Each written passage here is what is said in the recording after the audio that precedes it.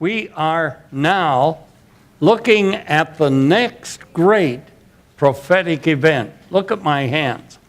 All of prophecy is up against Ezekiel 38. Nothing can happen prophetically until Ezekiel 38 is out of the way. Is the light okay? Okay, thanks. Either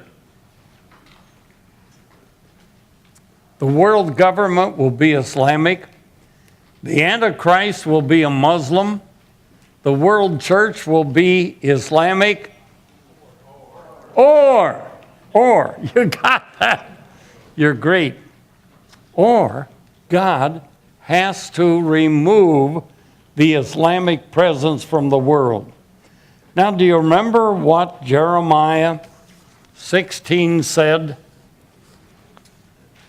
Therefore, behold, the days come, saith Jehovah, that it no more shall be said, as Jehovah liveth, that brought up the children of Israel out of the land of Egypt. What is the great miracle throughout the Old Testament? The deliverance from Egypt. The great miracle, even when the spies came to see Rahab, she said, oh, I know who you are. You are the people who have the God who led you out of Egypt. The great miracle, the deliverance from Egypt. But Jeremiah 16:14 says, no more shall it be said, I am the God who led you out of Egypt, but it shall be said what? I am the God who led you from the land of the north. Now, Israel was founded by Russian Jews. Moshe Dayan, all of the early disciples that founded the nation of Israel came from Russia. Russian Jews. And by the way, this is why Russia voted in the United Nations for Israel to become a nation. This is one of the most amazing things that ever happened. Why would Russia vote for Israel to become a member of the United Nations? Because all of the Jews had come from Russia. Russia was what kind of a nation? Communist nation, where everybody had everything equal. And when the Jews came back to Israel, they lived in communes known as kibbutzes. So, Russia made a great mistake. They said Israel will be the first communist nation. They've learned communism from us. They're going back and living in communes. But they made a mistake. The Jews were doing it voluntarily. Under communism, it was state mandated. And here is Russia, the Russian Jews back in Israel. They are living in communes voluntarily. A big mistake Russia made, but to the glory of God, they became a member of the United Nations. Now, let's look at Ezekiel chapter 38. And by the way, what is Psalm 83? An imprecatory prayer for Ezekiel 38 to take place.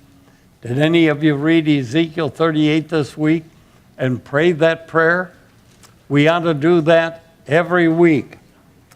The word of Jehovah came unto me, saying, Son of man, set thy face toward Gog, a future ruler of Russia.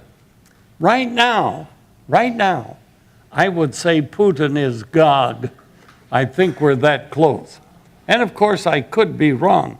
I haven't been so far. Of the land of Magog.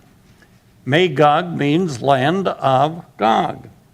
The prince of Rosh, and I showed you last week how Rosh is Russia. Meshach, the modern capital of Russia is Moscow. That's it. And Russia is in two different continents.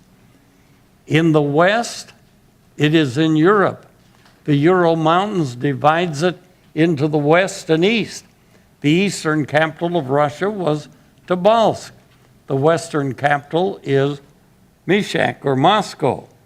And prophesy against him and say, thus saith the Lord Jehovah, behold, I am against thee, O Gog, prince of Rosh, Meshach, and Tubal, and I will turn thee about and put a hook, no, hooks, plural, into thy jaws.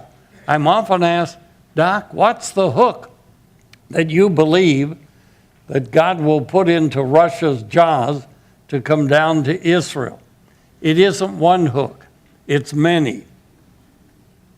And I will bring thee forth, and all thine army, horses and horsemen, all of them clothed in full armor, a great company with buckler and shield, all of them handling swords, Persia, Cush, and Put. Now we give you who these are on the screen so you can fill in your blanks if you didn't last week. Persia is Iraq and Iran. Cush, Ethiopia, Put with them. Put is Libya and Somalia, all of them with shield and helmet. Now notice this, Gomer and all his hordes up until 89, Gomer, Germany was divided. I used to preach, so one day Germany will be reunited. They laughed at me. But when I got on the radio in 89, November, when the wall fell, you know what I did? I said, I told you so. The house of Togarmah, Turkey. Turkey's in the news every day.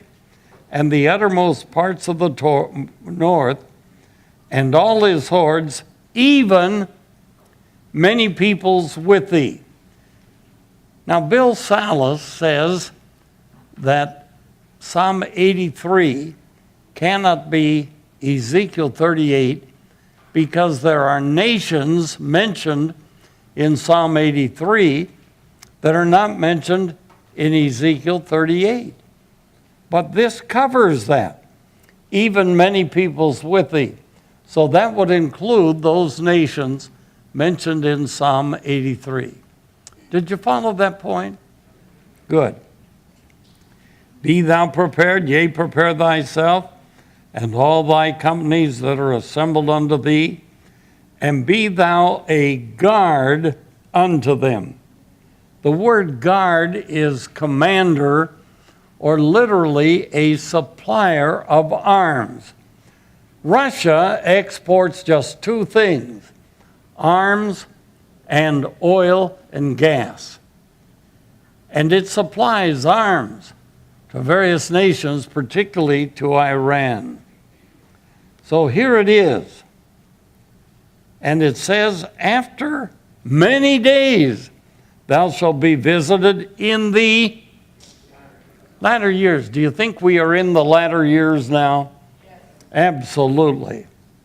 Thou shalt come into the land that is brought back from the sword, that is gathered out of many peoples upon the mountains of Israel. Now, in 48, when Israel was established, do you know what they did not have? The mountains of Israel. Down the center of Israel, there is a hogback of mountains. They did not have the mountains of Israel. But in the War of 67, they got all of the West Bank from the Jordan to the sea including the mountains of Israel. So I'm showing you step by step how we've come along in these last days. And last week I showed you from Zephaniah chapter 2, 5 different prophecies. Zephaniah 2 says Israel will be gathered together. That happened beginning with the Zionist movement in 1895. The next statement is, O nation. Israel became a nation May 14th, 1948. Good. Without a longing, without a messianic longing. Israel has no idea what the Messiah is. They're looking more for a messianic age today than a person. And then it says all of it will happen before the tribulation begins. Then there is the promise of a pre-tribulation rapture. Seek the Lord, seek his meekness. I'm quoting Zephaniah 2. It may be you will be delivered from the day of the Lord. And then he says, Gaza will be forsaken. And Gaza was given to Palestinians a few years ago. So you see, we are well along in these last days. Now, look at verse 9. Verse 8. And they shall dwell how? Securely. The Hebrew word is batak. B-A-T-A-C-H. Batak. And I was going into Netanyahu's office, and I can read Hebrew, and on the way I see a sign over an office. The office of the Department of Batak. Very interesting. I know what that is. The Department of Security. Now, security for Israel means secure borders. You got it. Now we're going on. Thou shalt ascend. Thou shalt come like a storm. Thou shalt be like a cloud to cover the land. Thou and all thy hordes and many peoples with thee. Are they coming with atomic warfare? No. Normal warfare. We were going several years ago from Amman, Jordan, down to Petra. Beautiful sunny day. And all of a sudden, it's dark. We think, what is this? We saw no clouds. And the driver says, you want to see this? Pulls over. We get out of the bus and we look up, and here are thousands of paratroopers. They have an exercise, and it's blotting out the sun. This is what you see. Paratroopers, air armada coming in this war. Now, verse 10. Again, he says, many peoples with thee, at the end of verse 9. And then verse 10, thus saith the Lord Jehovah, it shall come to pass in that day, that things will come to thy mind, and thou wilt devise an evil device. And thou shalt say, I will go to the land of... Now notice this, it's unwalled villages. Tel Aviv has no walls around it. Haifa has no walls around it. Bethlehem has no walls around it. They have walls at their borders, and they have secure borders, but they are not living in towns today with walls. All of them dwelling without walls, having neither bars nor gates. To take the spoil and to take the prey. Now, what in the world is the spoil in the little land of Israel? We used to say that Russia is running out of potash. I never said this, but Bible teachers, Prophecy Bible said, Russia is running out of potash. That which is needed as fertilizer to get its troops, to grow its crops. And they will come down to the Dead Sea, which is worth trillions of dollars with all of its minerals. I want to tell you something. I've been all over Russia. They have every kind of mineral in the world. They don't need to come down to Israel from the potash in the Dead Sea. But they do need one thing. What does Russia export? Oil and gas. And what has just been discovered in Israel? Oil. They have the largest gas field ever discovered off the port of Haifa in the Dead Sea. They have discovered the largest oil deposit ever discovered. How thick is it, Mike? 1,150 feet thick under the earth. And it is controlled by three powerful groups: Cheney and Murdoch, who owns Fox News, and well, that's Halliburton with Cheney. But what's the wealthy Jewish family? Rothschild. Powerful money behind it. Now, where is Putin today? He's in Syria. Where is Syria? Well, that's the land just north of Jordan. And here he is. Do you realize Russia today is bankrupt? And it's running out of its only source. It could be delivered out of its only source of income if Israel starts pipelines to Europe. And that is virtually possible. Now think of where we are, beloved. These things have just happened in our day. Now, what does Putin have to do? He has to either stop any possibility of Israel exporting gas and oil, or to go down there to take it over. Either way, he has to do it. Do you understand where we are? And then he says, I will go to them that are at rest, that dwell, and here it is again, securely,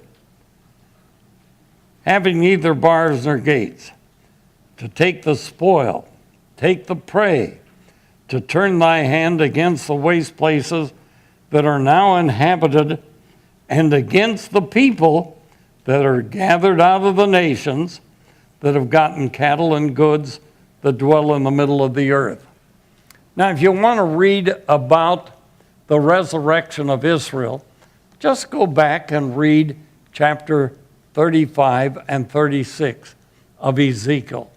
And in chapter 37, you will see Ezekiel buried in different lands of the world, scattered all over the earth.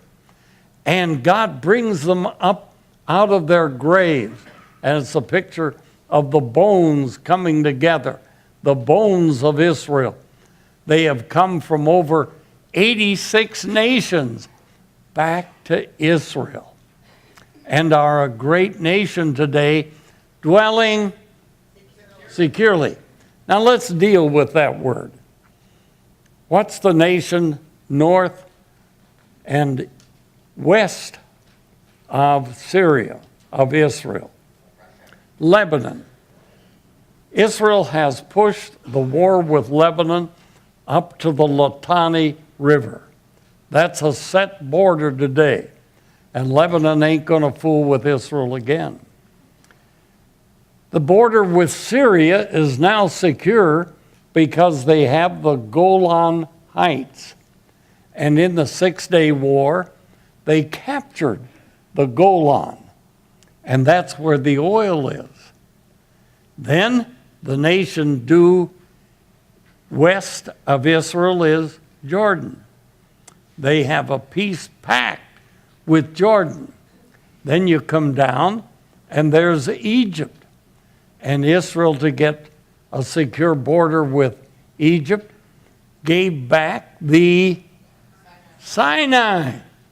So Israel is dwelling today, beloved, with secure borders. And they are living in cities without walls or gates.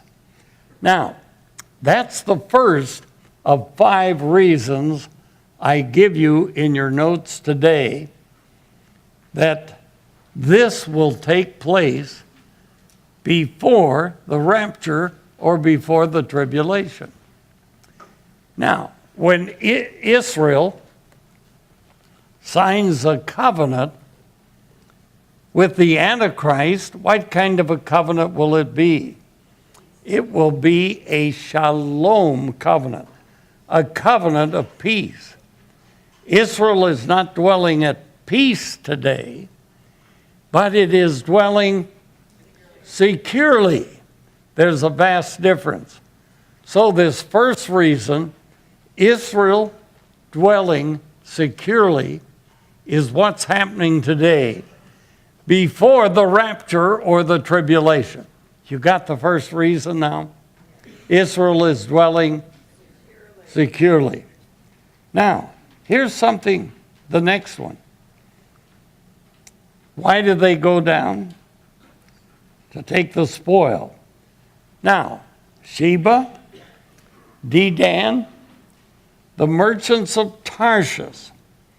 Now, Sheba and Dedan, as you see in the map I gave you last week, are at the tip of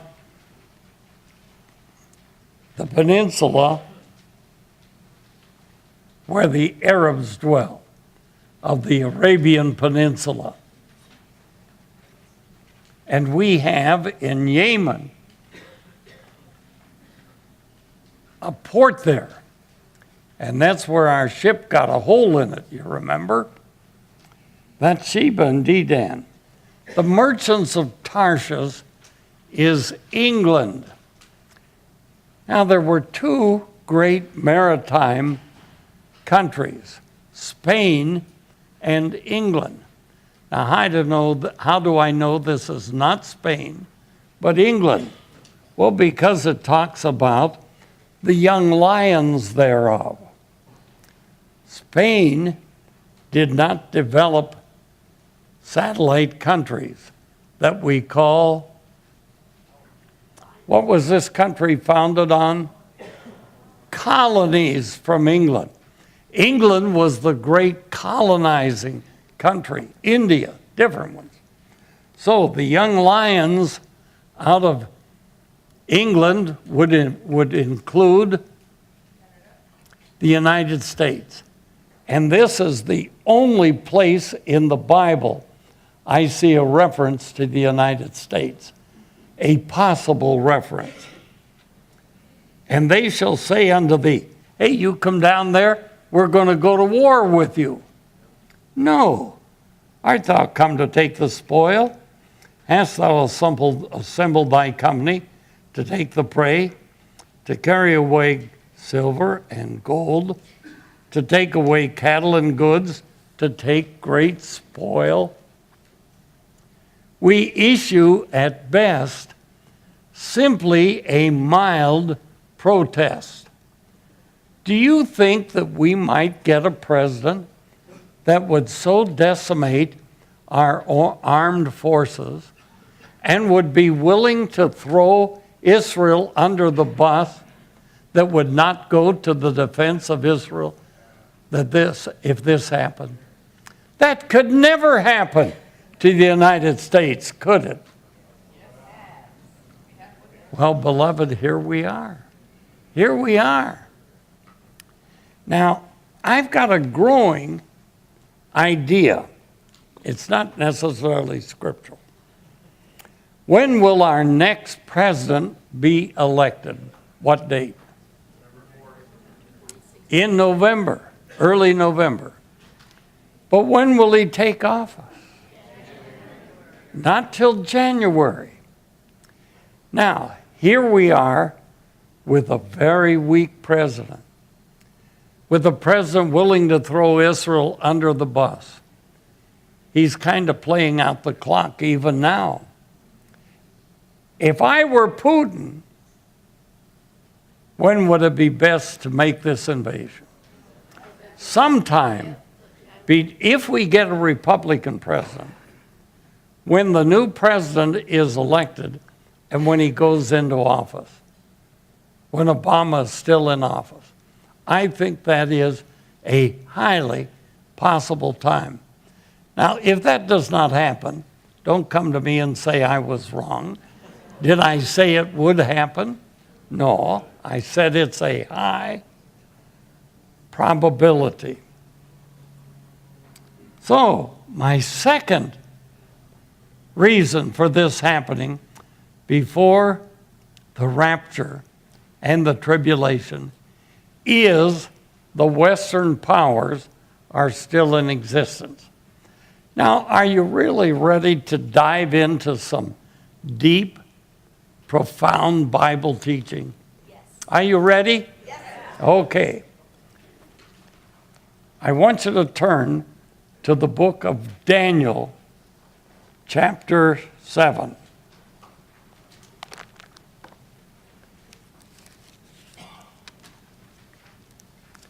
In Daniel chapter 7,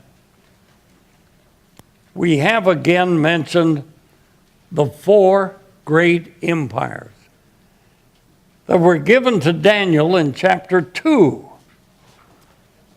Now, keep your place in Daniel 7 and be ready to look back to Daniel chapter 2, beginning at verse 36. Okay, you got Daniel 7 open? Yes, sir. I like that, yes, sir. Daniel 7:23. Thus he said, the fourth beast. Now the four beasts are these: Nebuchadnezzar's type of government. Next, the Medo-Persians. Next, Alexander's Greece. The fourth type of government, the type of government of Rome. We see those, as I'll show you in a minute, from Daniel chapter 2. Thus he said, the fourth beast shall be a fourth kingdom upon earth, which will be different from all the kingdoms, and devour the whole earth. What's the whole earth mean? Whole earth. Tread it down and break it in pieces. Now, turn back to Daniel 2:37.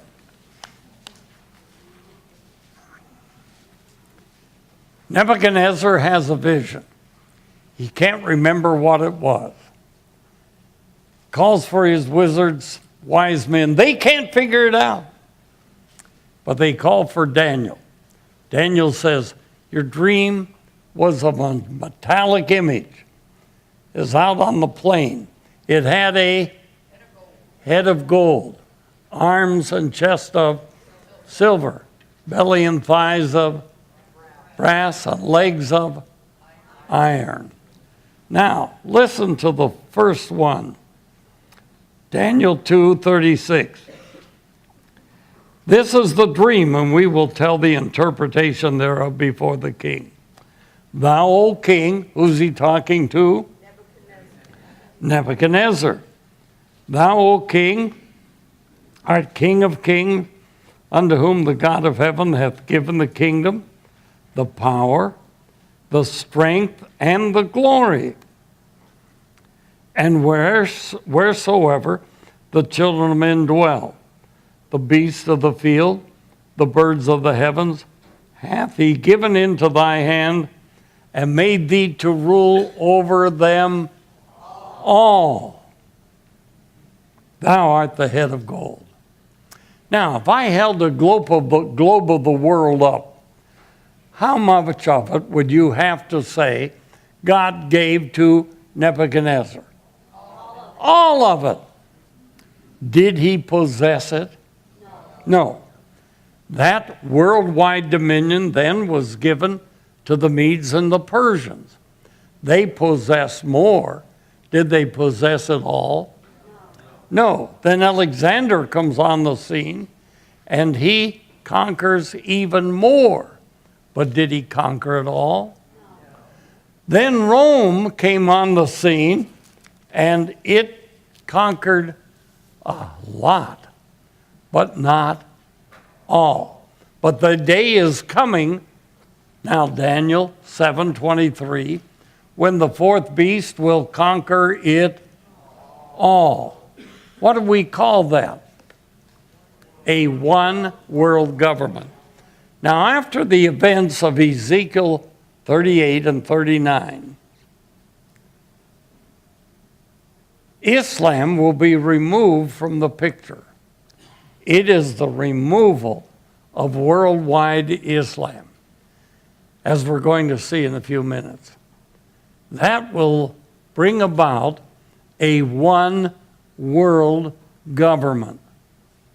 In the tribulation? No, before the tribulation. Now, back to Daniel 7, now verse 24. And as for the 10 horns, out of this kingdom shall 10 kings arise. So you have first a one world government, and it breaks into 10 divisions. And then and only then what happens? And another shall arise, A-F-T-E-R, after them. Who is this? The Antichrist. He shall be diverse from the former. He shall put down 3 kings. Now, before the Antichrist comes on the scene, the world will be in how many divisions? 10 divisions. Before that will be a one world government. Could you have a one world government today? Not unless it's Islamic. So, Ezekiel 38 has to happen. Then there will be a one world government that breaks into 10 divisions. Now, by then, every nation, listen carefully, will have lost its identity as a nation. You got that? So, because in Ezekiel chapter 38, verses 13 and 14, the nations are still seen with their national identity. What has not happened yet? The one world government falling into 10 divisions has not happened. And the one world government falling into 10 divisions comes in place before the Antichrist comes on the scene. And the Antichrist comes on the scene before the rapture. Do you have these order of events? It's very important. So we've got 2 ironclad reasons this invasion takes place before the tribulation and rapture. You got them? Okay, now I'm just going to read the rest so you'll get the picture. Now, Ezekiel 38:14. There, son of man, prophesy and say unto Gog, thus saith the Lord Jehovah, in that day when my people dwell with secure borders, shalt thou not know it? Do you know that we're living in that day, beloved? When Israel is securely, dwelling securely? Do you get that class? Yes. Do you get it? Yes. Good.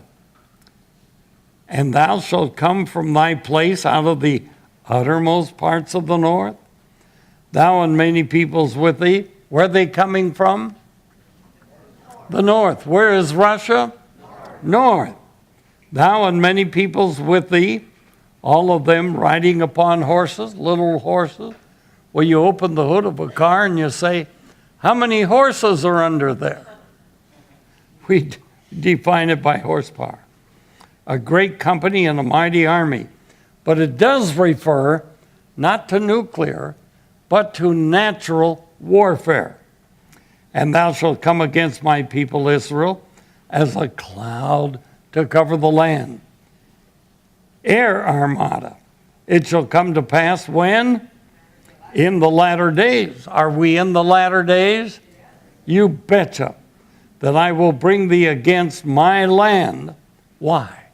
That the nations may know me, when I shall be sanctified in thee, O Gog, before their eyes. So the IDF is going to destroy Russia. What's the IDF? Israeli Defense Forces. No. I want you to see, beloved, God, G-O-D, is going to destroy G-O-G. You got that? We ought to make a song out of that. Now, verse 17 is a problem to Bible teachers. Thus saith the Lord, art thou he of whom I spake in old time by my servants the prophets of Israel, that prophesied in those days for many years that I would bring thee against them? God says, a lot of prophets prophesied about Gog and Magog. Show me one. Oh, a class of Bible students, and you can't give me one prophecy that God is referring to? No. You know why? There ain't none in this book. Now listen carefully. I talked to a lot of Bible teachers and tried to show them this is not Armageddon. Jack Van Impe, others say Ezekiel 38 is Armageddon. I'm going to show you that it cannot be Armageddon. Armageddon takes place at the end of the tribulation. This invasion takes place before the invasion. But here's what the Bible teachers say. Doc, all of the prophets prophesy about Armageddon. So, since he says that this is what the prophets prophesied about, and no prophecy prophesies about Gog and Magog, this war then has to be, you're not getting it. It has to be Armageddon. Now, you didn't get that, did you? Once again, God says in verse 38, the prophets spoke about this. You can't show me one prophecy in the Bible, one prophet who speaks about this. Perhaps Joel. But all of the prophets prophesy about Armageddon. Therefore, this prophecy has to be about Armageddon, which takes place not before the tribulation, but at the end of the tribulation. Now, keep your place. Will you turn to 1 Chronicles 29? Now the rest, now the acts of David the king, first and last, behold, they are written in the history of Samuel. We've got that in the books of Samuel. The seer and the history of Nathan. Show me where that book is. And the history of Gad. Nathan the prophet, the history of Gad the seer. Now, the Old Testament talks about books like this of Nathan and Gad. Do you know what we call them? The non-canonical writing prophets. Now, what is the canon? The Bible. There are books that were written by prophets that God did not want included in his Bible. And in those books, there are obviously prophecies of Gog and Magog. And that's what God's referring to here in Ezekiel 38:17. Did you get that? Yes. I hope. Now, I want you to know this.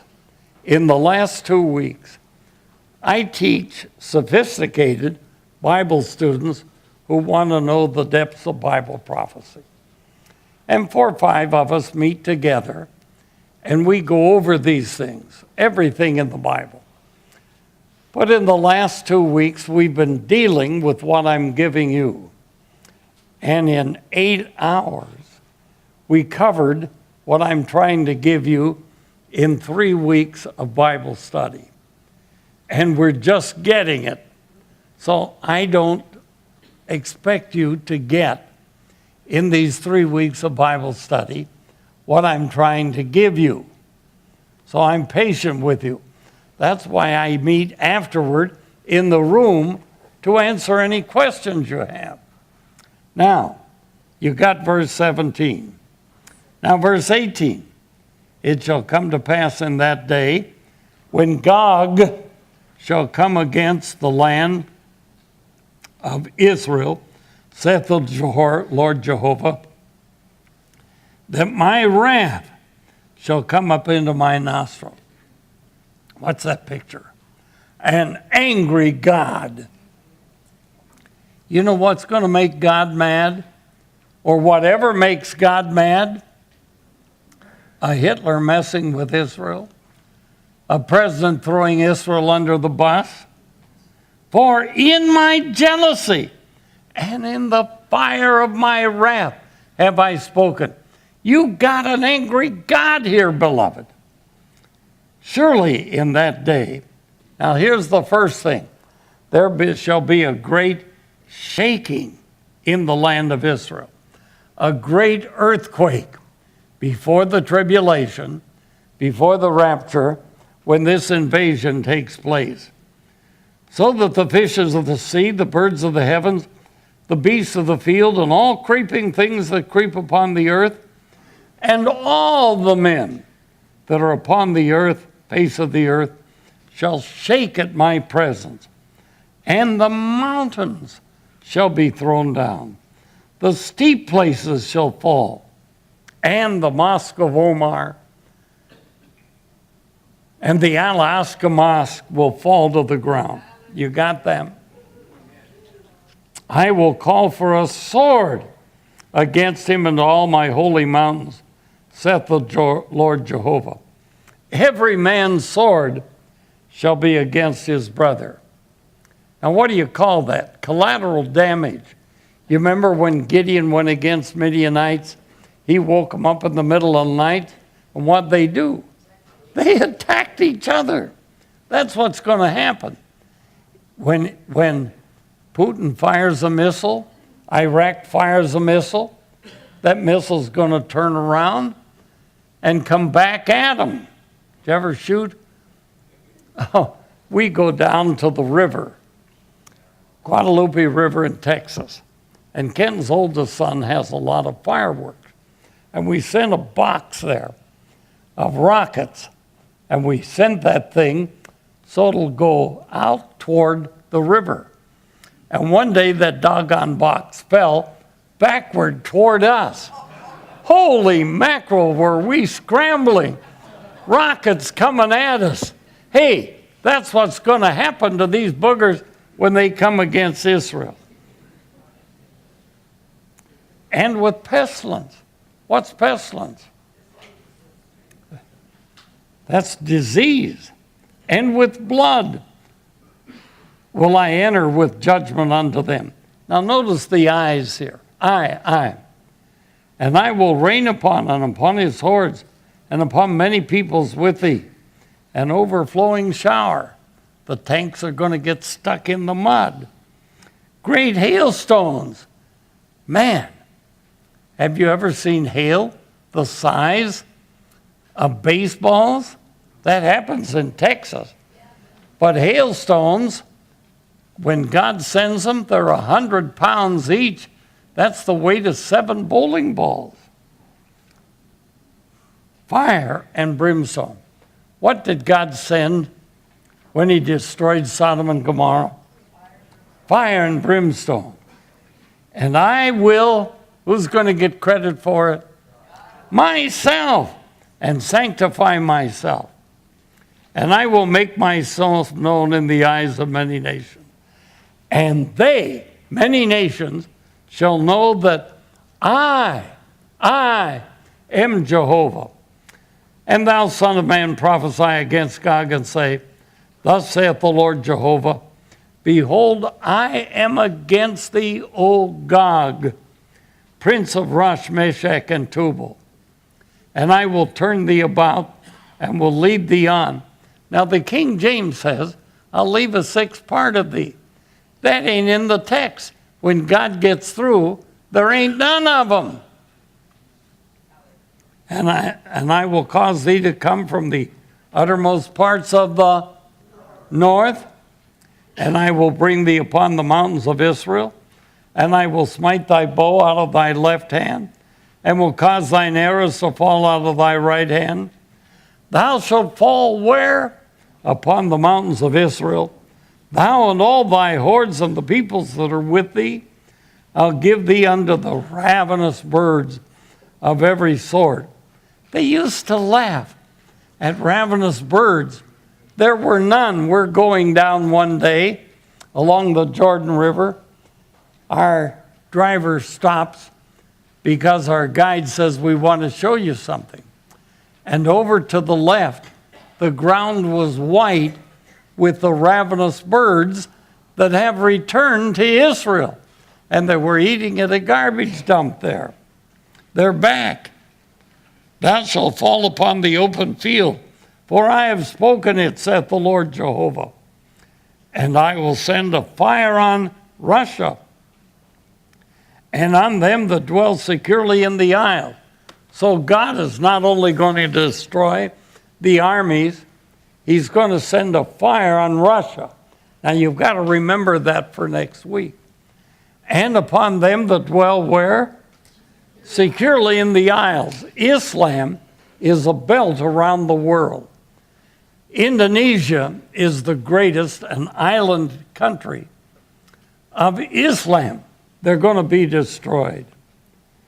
And the nations will know that I am Jehovah, and my holy name will I make known in the midst of my people Israel. Neither will I suffer my holy name to be profaned anymore, and the nations shall know that I am Jehovah, the Holy One of Israel. Now this is going to cause a great worldwide revival.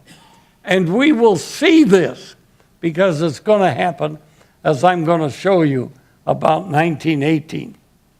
But next week. And it shall be done, saith the Lord Jehovah. This is the day whereof I have spoken. And they that dwell in the cities of Israel shall go forth and make fires of the weapons and burn them, the shields, the bucklers, the bows, the arrows, the handstaves, and the spears, and they shall make fires of them 7 years, so that they shall take no wood out of the field, neither cut down any of the forest, for they shall make fires of the weapons, and plunder those that plundered them, and rob those that robbed them, saith the Lord Jehovah. And it shall come to pass in that day that I will give unto Gog a place for burial in Israel, the valley of them that pass through on the east of the sea, and it shall stop them that pass through, and they shall bury Gog and all his multitude, and they shall call it the valley of Hamon-Gog. And it's going to take how long to bury them? 7 months, and they shall cleanse the land. Verse 13. And all the people of the land shall bury them, and it shall be them a renown in that day, that I shall be glorified. God is about to glorify himself in a miracle that will be so great, It will change his identity from the God who led you out of Egypt to the God who led you out of the north country. Hallelujah. Hallelujah. Glory to his name. Now, I can't finish this. Last week I went 10 minutes over. The clock stopped on me. But next week, don't miss it. I'm going to give you more reasons this is going to take place before the tribulation begins.